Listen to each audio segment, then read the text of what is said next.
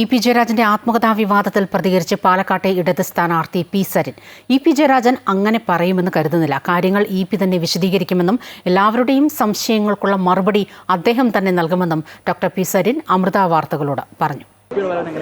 ഇപ്പോൾ വരവിനെ നന്നായി കാണുന്നു. അദ്ദേഹം നന്നായിട്ട് കാര്യങ്ങൾ പറയാനും ആളുകളുടെ സംശയങ്ങൾ തീർക്കാനും ഒക്കെ കൂടി തന്നെയാണല്ലോ വരുന്നത്. ഒപ്പം ഒരു കാര്യം കൂടെ, ഇന്നലെ വി.ഡി. സതീശൻ പ്രതിപക്ഷ പറഞ്ഞിരുന്നു ഇ.പി. ആണ് ഏറ്റവും ഇ.പി. കൊടുത്ത സർട്ടിഫിക്കറ്റാണ് ഏറ്റവും നല്ല സർട്ടിഫിക്കറ്റ്, സരിനായിരുന്നു അപ്പുറം ഒരു സർട്ടിഫിക്കറ്റ് കിട്ടാമെന്നാണ് പറഞ്ഞത്. ആയിക്കോട്ടെ, അദ്ദേഹം അങ്ങനെ പറയും. കാരണം അദ്ദേഹത്തിന്റെ ക്യാമ്പിൽ തന്നെ രണ്ടുപേര് തന്ന സർട്ടിഫിക്കറ്റ് ഉണ്ടല്ലോ. ഇ.പി. അങ്ങനെ ഒരു കാര്യവും പറഞ്ഞിട്ടില്ല. വി.ഡി. സതീശൻ എന്ന് പറയുന്ന പ്രതിപക്ഷ നേതാവിന് ഗൂഢാലോചനയിൽ എന്താണ് പങ്ക് എന്നുള്ളത് ഇ.പി. തുറന്നു പറഞ്ഞോളും. ഇതെങ്ങനെയാണ് തിരികെ കയറ്റിയത് എന്നുള്ളതടക്കം.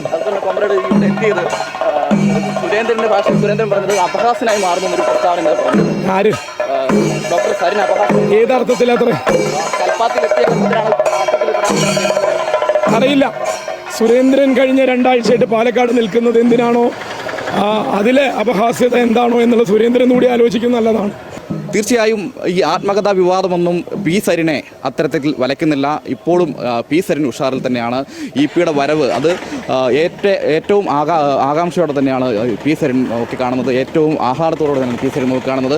ഇന്നലെ വി.ഡി. സതീശിൻ്റെയും കെ സുരേന്ദ്രൻ്റെ ഉൾപ്പെടെയുള്ള പരാമർശങ്ങളിൽ പോലും കൃത്യമായ മറുപടി പി സരിൻ നമ്മളോട് പങ്കുവെക്കുന്നു. അജയ് നാഥ്, അമൃത ന്യൂസ്.